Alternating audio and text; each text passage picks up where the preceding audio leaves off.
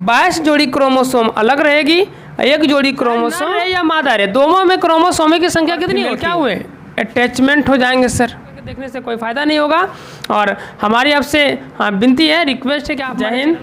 चलिए आज हम चलते हैं अपनी क्लास के आगे वाली सेशन में।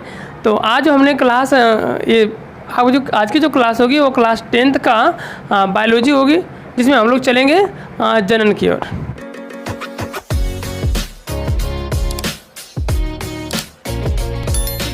जनन से एग्जाम्स में बहुत सारे क्वेश्चन पूछे जाते हैं, बहुत ही इंपॉर्टेंट सा क्वेश्चन, और ये काफ़ी इंपॉर्टेंट चैप्टर है ना। इससे बहुत सारे प्रश्न आते हैं और ये 9 लेवल चीज़ों में जो है आपको जानना थोड़ा सा अनिवार्य हो जाता है। ठीक है, जैसे कि ये चीज़ें आपको जानना इतना अनिवार्य है कि मतलब एग्ज़ाम में तो काम आएंगे ही आएंगे। एग्ज़ाम के अलावे आपकी रियलिटी लाइफ जो होती है, जो आपकी रियलिटी जीवन होती है, उसमें भी बहुत सारे काम आएंगे। क्योंकि जनन ये ऐसा चैप्टर है जहाँ से कि आपको हर एक एंगल से अपने जीवन से हर एक चीज़ आपको अटैचमेंट कर जाएगा। ठीक है, तो जैसा कि चलिए हम जानते हैं कि जनन कहते किसको है। पहले हम लोग जनन के बारे में जानेंगे कि जनन है क्या। तो क्या कहते हैं जनन, तो सजीवों में होने वाली, है ना, सजीवों में होने वाली वह प्रक्रम, सजीवों में होने वाली वह प्रक्रम जिसके द्वारा सजीव अपने जैसा संतान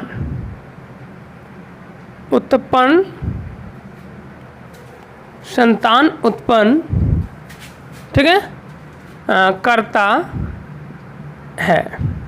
ठीक है, हमने कहा कि जनन में कि सजीवों में होने वाली वह प्रक्रम जिसके द्वारा सजीव अपने जैसा संतान उत्पन्न करता है। यानी कि देखिए, संतान उत्पन्न करता है, इसका मतलब होता है कि वह प्रक्रिया जो सजीवों में सिर्फ होती है ना, निर्जीव में ये प्रक्रियाएं नहीं होती है, ये केवल किस में होगा, सजीवों में। तो सजीवों में होने वाली वह प्रक्रिया जिसके द्वारा कोई भी जीव अपने जैसा संतान को उत्पन्न कर लेगा। जैसे मानिए कि कोई यदि मनुष्य है तो वो मनुष्य उत्पन्न करेंगे, कोई अगर गाय है तो वो गाय उत्पन्न करेंगे, है ना, कोई अगर शेरनी है तो शेरनी की ही प्रजाति यानी शेर है तो शेरनी उत्पन्न करेंगे, है ना, पौधे हैं तो पौधे उत्पन्न करेंगे। यानी जनन वैसा प्रक्रिया है जिसके द्वारा कोई भी जीव अपने ही जैसा नया संतान को उत्पन्न करता है। ऐसी बात नहीं है कि कोई मनुष्य और जानवर को उत्पन्न कर लेगा, या कोई जानवर है या मनुष्य को उत्पन्न कर लेगा, ऐसा बात नहीं है ना, अपने जैसा संतान उत्पन्न करेंगे। ठीक है, ये अपने जैसा संतान ही क्यों उत्पन्न करेंगे, इसके बारे में हम लोग आगे जानेंगे कि अपने ही जैसा संतान क्यों होता है, क्यों मनुष्य किसी और प्रजाति के बच्चों को जन्म नहीं दे पाते, क्यों कोई अन्य प्रजाति मनुष्य वाले बच्चे को जन्म नहीं दे पाते हैं। इसके बारे में हम लोग डिटेल से क्लियर करेंगे आगे चल के। ठीक है, चलिए, तो जैसा कि आपने जान चुका है जनन किसे कहते हैं। और जनन जो होते हैं लगभग 2 प्रकार के होते हैं। जनन 2 प्रकार के होते हैं, जनन कितने प्रकार के, 2 प्रकार के होते हैं। जैसे नंबर 1 कहेंगे क्या, नंबर 1 में जो जनन होती है उसको बोलते हैं, नंबर 1 वाले को लैंगिक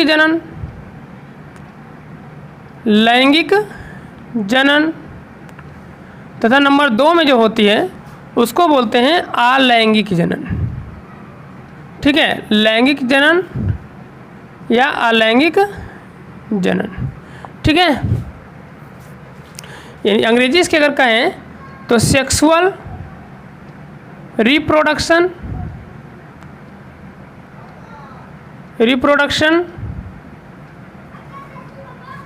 और इसे कहें तो एसेक्सुअल रिप्रोडक्शन,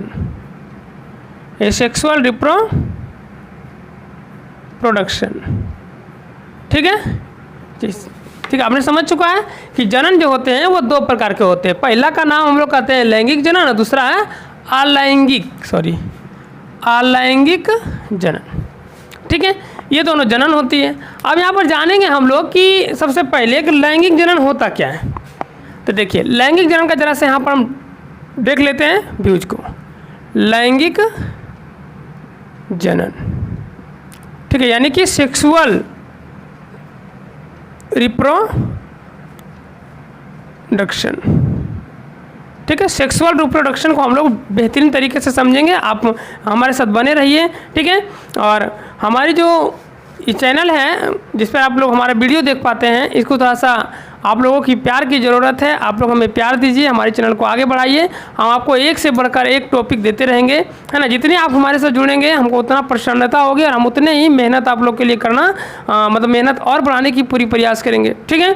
चलिए, तो अभी हम लोग जो पढ़ेंगे उसका नाम है लैंगिक जनन यानी सेक्सुअल रिप्रोडक्शन, ठीक है।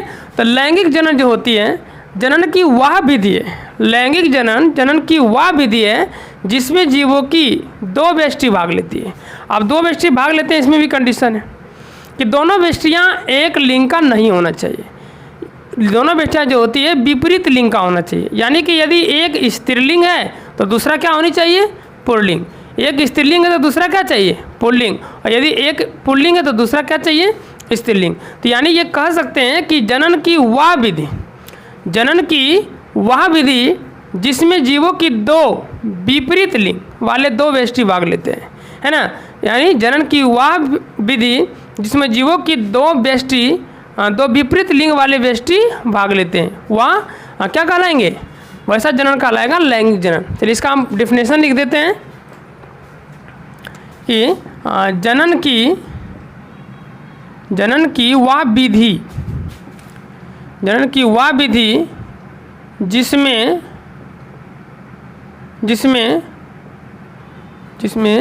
दो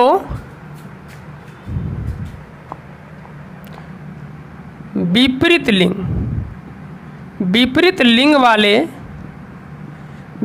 लिंग वाले जनक, या इसी को कहते हैं क्या, व्यष्टि भाग लेते हैं, वह लैंगिक जनन कहलाता है, लैंगिक जनन कहलाता है, ठीक है। यानी कि लैंगिक जनन वह जनन कहलाएगा, यानी जनन की वह विधि जिसमें दो विपरीत लिंग वाले जनक या व्यष्टि भाग लेते हैं। दो तो लेंगे लेकिन वो कैसे रहेंगे, तो विपरीत लिंग वाले रहेंगे, यानी एक स्त्री तो दूसरा पुरुष रहेंगे, ठीक है। वही जनन की यह विधि को हम लोग कौन सा जनन कहेंगे, लैंगिक जनन कहते हैं, है ना, ठीक है। चलिए, तो इसको जैसा डायग्राम के जरिए हम लोग समझते हैं कि आखिर ये है कौन क्या, है ना। तो जैसा देख लीजिए कि लैंगिक जनन को हम डिवाइड करते हैं कि लैंगिक जनन में जो है, लैंगिक जनन में यानी सेक्सुअल रिप्रोडक्शन में जीवों की दो व्यष्टि भाग लेती है। जीवों की कितनी व्यष्टियाँ भाग लेगी, दो व्यष्टियाँ। पहले मान लीजिए अगर एक मेल है यानी कि नर है, नर को क्या बोलेंगे, मेल। अगर एक और समझे तो इसी को क्या कहेंगे, पुरुष। यदि एक पुरुष है तो दूसरा क्या रहेगा, मादा यानी फीमेल, इसी को कहेंगे क्या, महिला, है ना, महिला, ठीक है। समझ में आया। यदि एक नर रहेंगे एक मादा रहना होगा, है ना, लैंगिक जनन में। किस प्रकार की जनन में, लैंगिक जनन में। चलिए, लैंगिक जनन में देखिए, है ना, कि जनन में क्या क्या भाग लेती है, क्या रहती है, आखिर क्या चीज़ जनन में भाग लेता है ना। जनन तो आप समझते होंगे, हमने पहले कह दिया था कि जीवों में होने वाली वह प्रक्रम जिसके द्वारा जीव अपने जैसा नया संतान को उत्पन्न करेगी, है ना। यहाँ तक में कोई दिक्कत नहीं था आपको, ठीक है। तो यहाँ हम लोग जानेंगे कि आखिर नर में क्या होती है और मादा में क्या होती है। इससे देखिए, हमारे नर में जो होते हैं क्रोमोसोम होते हैं, है ना, क्रोमोसोम, है ना। तो वो जो होते हैं वो 23 जोड़ी होते हैं। कितनी जोड़ी, 23 जोड़ी, 23 जोड़ी क्रोमोसोम होते हैं, ठीक है ना। यानी कहें तो क्रोमोसोम की संख्या टोटल कितना रहता है, 46। कितना रहेगी, 46 रहेगी। यही सेम कंडीशन मादा में भी रहता है।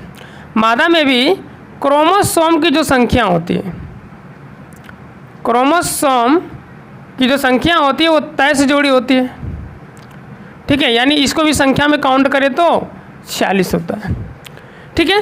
दोनों में 46 क्रोमोसोम यानी कि 23 जोड़ी क्रोमोसोम होते हैं। तो 23 जोड़ी जो क्रोमोसोम होते हैं उसमें और कंडीशन क्या है, तो उसमें और कंडीशन है कि इसकी जो 22 जोड़ी क्रोमोसोम होती है, यानी कि 44, नर का 22 जोड़ी क्रोमोसोम है ना अलग होती है और एक जोड़ी क्रोमोसोम अलग होती है। ठीक है, पुरुषों की 22 जोड़ी क्रोमोसोम अलग रहेगी, एक जोड़ी क्रोमोसोम अलग रहेगी। तो महिला में भी यही कंडीशन है कि महिला का भी 22 जोड़ी क्रोमोसोम अलग रहेगी और एक जोड़ी क्रोमोसोम अलग रहेगी। ठीक है, चलिए, तो अब हमें यहाँ पता लग गया कि महिलाएं या पुरुष दोनों में 22 जोड़ी क्रोमोसोम अलग रहती है, एक जोड़ी अलग रहती है। महिला में भी देख लिया आप कि 22 जोड़ी अलग था और एक जोड़ी क्या था, अलग था। ठीक है, यहाँ तक कोई दिक्कत नहीं है। अब यहाँ देखना है कि आखिर 22 जोड़ी क्रोमोसोम क्यों अलग है, क्या रीज़न है कि 22 जोड़ी क्रोमोसोम इससे अलग रहती है। तो सबसे बड़ी बात है, देखिए पहले पहचानते कि 22 जोड़ी क्रोमोसोम का नाम क्या है। तो क्रोमोसोम को जो है हमारे वैज्ञानिक जो थे, इन्होंने, कौन वैज्ञानिक था हम इसको आगे पढ़ाएंगे आपको। ठीक है, तो वैज्ञानिक जी तो थे वो 22 जोड़ी क्रोमोसोम का XX नाम दिया, इसका भी XX और इसका भी XX। ठीक है, यानी 22 जोड़ी क्रोमोसोम महिला और पुरुष का क्या होते हैं, बराबर होते हैं। महिलाएं और पुरुष का 22 जोड़ी क्रोमोसोम क्या होते हैं, बराबर होते हैं, लेकिन एक जोड़ी का डिफरेंट होता है ना। वो एक जोड़ी क्या होता है, तो पुरुष में होता है XY और महिला में होता है क्या, XX। तो आप सोच रहे होंगे कि फिर 22 जोड़ी उसका क्रोमोसोम एक जोड़ी अलग कैसे हुआ। महिलाओं को तो सारा क्रोमोसोम एक ही जैसा हो गया, लेकिन ऐसी बात नहीं है। आपको भले देखने में जैसा लग रहा होगा, लेकिन एक जैसा क्रोमोसोम ये है नहीं। ये 22 जोड़ी क्रोमोसोम का नाम XX ही है, एक जोड़ी का भी नाम XX है, लेकिन दोनों का कंडीशन बिल्कुल ही क्या है, अलग है, एक दूसरे से बिल्कुल ही मैच नहीं खाता है। ठीक है, देखिए कैसे। तो ये जो 22 जोड़ी क्रोमोसोम है, ऊपर वाला ये जो 22 जोड़ी क्रोमोसोम है, इसका जो काम है, इसका है शरीर का बनावट में, शरीर का, ये रचना कह सकते हैं, रचना या बनावट। ठीक है, ये 22 जोड़ी क्रोमोसोम का काम था शरीर का रचना करना या बनावट करना। और एक जोड़ी जो क्रोमोसोम नीचे का है उसको बोलते हैं लिंग क्रोमोसोम। क्या बोलते हैं, लिंग क्रोमोसोम। ठीक है, नीचे वाले एक जोड़ी को बोलते हैं लिंग क्रोमोसोम, अब 22 जोड़ी को बोलते हैं शरीर की रचना या बनावट वाला क्रोमोसोम। यहाँ भी वही कंडीशन है कि ये जो 22 जोड़ी क्रोमोसोम आप देख रहे हैं, इसको बोलते हैं बनावट, शरीर का रचना या बनावट वाला क्रोमोसोम है, शरीर का रचना या बनावट वाला क्रोमोसोम है। जबकि एक जोड़ी क्रोमोसोम इसका भी क्या कहलाता है, लिंग क्रोमोसोम। क्या कहलाती है, लिंग क्रोमोसोम। ठीक है, यहाँ तक आपको समझ में आ गया होगा कि दोनों का 23 जोड़ी क्रोमोसोम में 22 जोड़ी क्रोमोसोम का कार्य है शरीर का निर्माण करना। अब शरीर का निर्माण कैसे करना है, क्या करना है शरीर में, तो देखिए जैसे मान लेते हैं कि मनुष्य का क्रोमोसोम है, तो मनुष्य का क्रोमोसोम क्या बनाएगी, हाथ, पैर, हृदय, है ना, मस्तिष्क, शरीर का सभी अंग, है ना, हमारे जनन अंग, है ना, जितने भी तरह का अंग आपको दिखाई दे रहा है, ऊपर से लेकर पैर तक के सभी अंगों को निर्माण कौन करता है, तो ये 22 जोड़ी क्रोमोसोम जो शरीर की रचना करता है सर, 22 जोड़ी क्रोमोसोम। यहाँ भी देखिए शरीर की रचना करता है कितना क्रोमोसोम, 22 जोड़ी क्रोमोसोम, यानी 44 क्रोमोसोम। कितना, 44।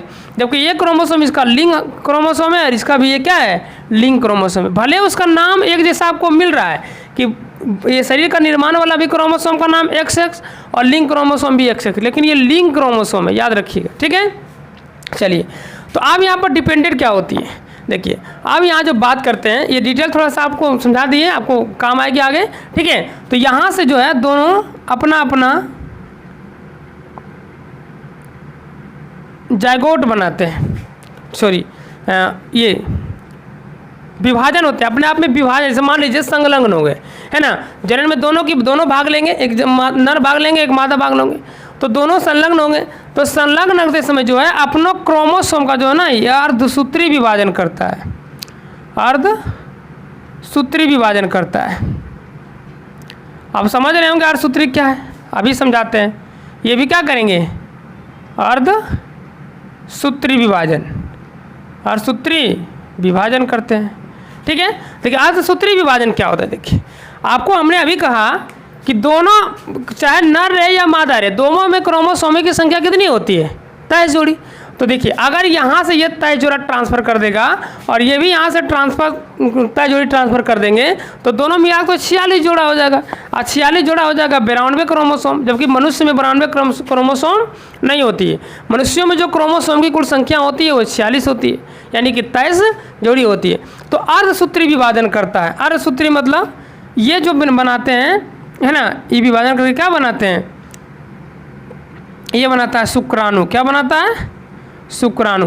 और ये बनाते हैं क्या? अंडाणु। क्या बनाते हैं? अंडाणु, संलग्न होने से पहले। ठीक है, विभाजन करता है अपनी क्रोमोसोम में। तो अर्धसूत्री विभाजन किया तो कितना क्रोमोसोम लाएगा? तो मात्र ये लाएगा कितना जोड़ी? इसके बाद तय जोड़ा था ना, तो उसका आधा लाएगा। कितना? आधा, यानी कि 23 क्रोमोसोम लाएगा। कितना? 23 क्रोमोसोम लाएगा। ठीक है, अर्धसूत्री करेगा तो आधा लाएगा। जाहिर सी बात है, अगर अर्धसूत्री कर रहा है तो क्या लाएगा? आधा लाएगा, यानी 46 था जिसके पास तो 23 ला रहा है। ये भी अर्धसूत्री करेगा तो कितना लाएगा? 23। ये भी 23 क्रोमोसोम लाएंगे, 23 क्रोमोसोम। ठीक है, यहाँ तक क्लियर हो गया? कोई दिक्कत? हाँ, इसके बाद जब ये शुक्राणु बना लेगा, ये अंडाणु बना लेगा। देखिए ये कब बनाएंगे? देखिए जब दोनों मेल और फीमेल रेडी रहेंगे सेक्सुअल रिलेशनशिप के लिए। आप समझेंगे सेक्सुअल रिलेशनशिप क्या है? आपको पता नहीं चल रहा होगा सेक्सुअल रिलेशनशिप कहते किसको है। तो मतलब वो जहाँ से नर और मादा, है ना, संबंध बनाए, रिलेशनशिप, निषेचन, है ना, क्या निषेचन करे। अब निषेचन क्या होती है ना, निषेचन कौन सी प्रक्रिया है? तो जिस प्रक्रिया के द्वारा क्या होती है, नए संतान की उत्पत्ति होती है, वह प्रक्रिया निषेचन कहलाएगा। लेकिन हर एक बार निषेचन नहीं होता है, संलयन भले होता है लेकिन हर एक बार निषेचन नहीं होता। क्योंकि देखिए अगर हर एक बार निषेचन होता तो हर एक बार गर्भ ठहर जाता है। तो ऐसा होता है क्या कि किसी भी आदमी का जब भी सेक्सुअल रिलेशनशिप बनाएगी हमेशा गर्भ ठहर ही जाता है? ऐसी बातें नहीं। तो उसको निषेचन नहीं कहेंगे। निषेचन किसको कहेंगे? जब गर्भ रखा जाता हो, है ना, जब हमारा शुक्राणु और अंडाणु मैच कर जाती है तो उसको कहेंगे हम लोग निषेचन। ठीक है, चलिए अब क्या होगा? अब प्रोसेस आगे बढ़ेगा, है ना। आगे प्रोसेस बढ़ा, इसका भी अब क्या हुआ? मेल और फीमेल अटैचमेंट होंगे। मेल फीमेल क्या हुए? अटैचमेंट। तो अटैचमेंट होने के बाद जो है, यहाँ से देखिए मेल और फीमेल क्या हुए? अटैचमेंट हो जाएंगे सर। हाँ, मेल फीमेल अटैचमेंट हुए। तो अटैचमेंट होने के बाद यहाँ पर हो जाए बनेगा क्या? देखिए, अच्छा यहाँ पे सॉरी से एक बात भूल गए थे कि देखिए यहाँ जब अर्धसूत्री विभाजन होते हैं तो युग्मक बनाते हैं। क्या बनाते हैं? युग्मक।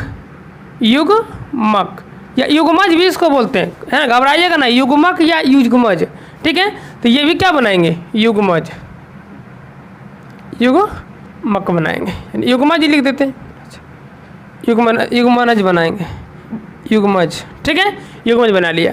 और युग्मज बनाया कौन सी? तो मेल बनाएगा शुक्राणु और फीमेल बनाएगा अंडाणु। ये हमेशा आपको याद रखना है कि मेल के जो युग्मक होते हैं उसका क्या नाम है? युग्मज का। मेल का युग्मज शुक्राणु, फीमेल का युग्मक अंडाणु। ठीक है, ये दोनों जब आपस में मिलते हैं, है ना, अब कहाँ मिलते हैं, कैसे मिलते हैं, ये आपको जब हम मादा जनन अंग पढ़ाएंगे तब बताएंगे आपको। ठीक है, फिलहाल इतना समझिए कि जब रिलेशनशिप के दरमियान, यानी सेक्सुअल रिलेशनशिप के दरमियान, है ना, यहाँ जब आती है तो यहाँ जब मिलता है दोनों, शुक्राणु इधर से कौन गया? शुक्राणु। कौन गया? शुक्राणु। इधर से कौन आया? अंडाणु। कौन आया? अंडाणु। और कहाँ मिला? यहाँ। यहाँ कौन जगह पर मिलता है? इस जगह आपको हम बताएंगे कब?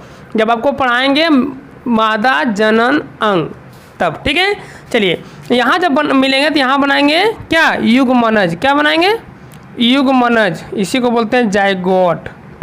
जायगोट। ठीक है, समझ में आया? चलिए इसको अंग्रेजी अगर जाने शुक्राणु का, इससे बोलते हैं स्पर्म। क्या बोलते हैं? स्पर्म। अंडाणु को ओवम। ठीक है, समझ में आ गया ना? ये युग्मनज बना देगा। युग्मनज धीरे धीरे संलग्न होकर यानी परिपक्व होकर क्या बनाएगा? भ्रूण। क्या बनाएगी? भ्रूण। भ्रूण आगे चलकर क्या बना देगा? शिशु। शिशु आगे चलकर क्या बन जाएगा? बालक। क्या बन जाएंगे? बालक। ठीक है, पहले ये भ्रूण बनाएगा, फिर बनाएगा शिशु, और फिर क्या बनाएगा? फिर बना देगा बालक। इसी को बोलते हैं संतान। क्या बोलते हैं? संतान। तो बताइए नया संतान बना, अब यही बड़े होकर पुनः फिर यही क्रिया करेंगे।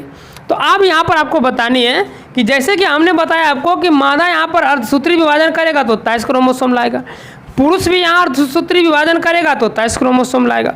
तो आप हमें बताइए कमेंट करके आप लोग को बताना है कि बताइए ये जो नया संतान बना है ना, जो नया शिशु बना है, संतान बना है, उसके शरीर में कितने क्रोमोसोम हैं।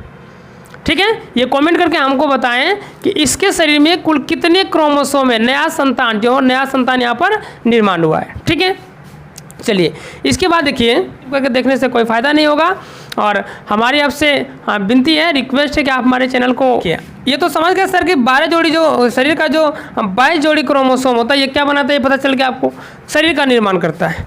कैसे करता है, क्या करता है, हम अगले वीडियो में बताएंगे। ठीक है, ये सिर्फ इतना समझिए आप कि 22 जोड़ी क्रोमोसोम शरीर को निर्माण करेगा, तो 11 जोड़ी किसका आएगा सर, और सूत्री विभाजन में कितना आएगा, 11 जोड़ी। इसका भी देखिए 22 जोड़ी क्रोमोसोम शरीर का निर्माण करेगा, तो इसका भी कितना जोड़ी आएगा नए संतान में, 11 जोड़ी।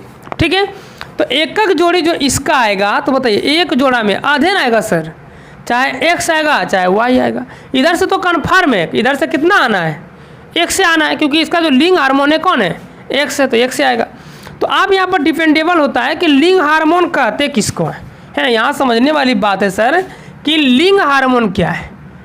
लिंग मतलब लिंग क्रोमोसोम क्या है, मतलब ये क्या है लिंग क्रोमोसोम। तो लिंग क्रोमोसोम का मतलब होता है सर लिंग निर्धारित करने वाला क्रोमोसोम, वैसा क्रोमोसोम जो लिंग निर्धारित करता है, लिंग क्रोमोसोम कहलाता है। आप समझ रहे होंगे यहाँ पर कि लिंग क्रोमोसोम मतलब लिंग निर्धारण क्या होता है। तो देखिए हमारे पास 2 शिशु जन्म लेते हैं, चाहे वो नर होते हैं नहीं तो मादा होते हैं, उसी को कहते हैं लिंग, स्त्रीलिंग या पुल्लिंग। कभी कभी नपुंसक लिंग हो जाते हैं, है ना, कभी कभी उभयलिंग हो जाते हैं, ये अलग बातें हैं, लेकिन मैनुअली जो हमारे पास है वो 2 ही है, नर नहीं तो मादा।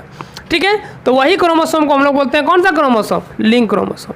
तो अब लिंग क्रोमोसोम का क्या अटैचमेंट है, कैसे पता चलेगा कि लिंग क्रोमोसोम का क्या कार्य है। तो जरा से यहाँ देख लीजिए, ये देखिए एक क्रोमोसोम है एक्स वाई, ये है लड़का में, किस में है सर, क्योंकि हमने बता दिया ना ये नर में है, तो नर मतलब लड़का होता है। और एक है एक्स, तो ये किस में है, मादा यानी लड़की में। ठीक है, ये क्रोमोसोम लड़की में। तो ये क्रोमोसोम जो है लिंग को निर्धारित करता है ना। ये क्रोमोसोम क्या करेगा, लिंग को निर्धारण करेगा। कि देखिए जैसे मान लीजिए कि अभी आपको यहाँ पर समझना है कि जैसे कि एक है लड़का वाला क्रोमोसोम और एक है लड़की वाला क्रोमोसोम। तो जब रिलेशनशिप बनेगा तो हो सकता है कि आपने अभी आपको बताया कि अर्धसूत्री विभाजन करता है, यानी 2 में कोई एक को भेजेगा, ये भी 2 में कितना, एक ही भेजेगा। तो मान लीजिए कि एक्स वाला भेज देता है और ये भी कितना भेजेगा, एक्स वाला, तो यहाँ एक्स बनेगा। दूसरा कंडीशन देखिए क्या हो सकती है, ये एक्स भेजा, ये एक्स भेजेगा तो एक्स, और ये देखिए ये वाई भेजा और ये एक्स भेजा, तो हो गया कितना, एक्स वाई, है ना। तो यहाँ देखिए ये लड़की हुआ, कौन हुआ, लड़की, और ये क्या हुआ, लड़का, क्योंकि एक्स वाई किस में रहता है, लड़का में। तो हर एक बार जो है रिलेशनशिप बनने के दरमियान जो जाइगोट बनेगा, यहाँ जो युग्मनज बनेगा, उसमें चांसेस होता है कि आने वाला संतान लड़का रहेगा कि लड़की रहेगा। इसका डिपेंडेंट हमारा लिंग हार्मोन ही करता है। जो हमारे शरीर में लिंग हार्मोन है वही बताता है कि आने वाला संतान नर रहेगा या मादा रहेगा। ठीक है, कोई दिक्कत नहीं है। चलिए, तो आज हम पूरी उम्मीद करते हैं कि आपको पूरी क्लियरेशन समझ में आ गया होगा। यदि समझ में नहीं आया तो आप इस वीडियो को पुनः रिटर्न करके फिर से देखने की प्रयास करिए और इसको रोक के देखिए, क्योंकि स्किप करके देखने से कोई फ़ायदा नहीं होगा। और हमारी आपसे विनती है, रिक्वेस्ट है कि आप हमारे चैनल को अपने दोस्तों के पास, अपने साथियों के पास शेयर करिए, हमारे वीडियो को लाइक करिए, हमारे चैनल को सब्सक्राइब कीजिए, क्योंकि हमें आपकी प्यार की सख्त ज़रूरत है। चलते हैं, मिलेंगे फिर से नेक्स्ट वीडियो में, तब तक के लिए जय हिंद।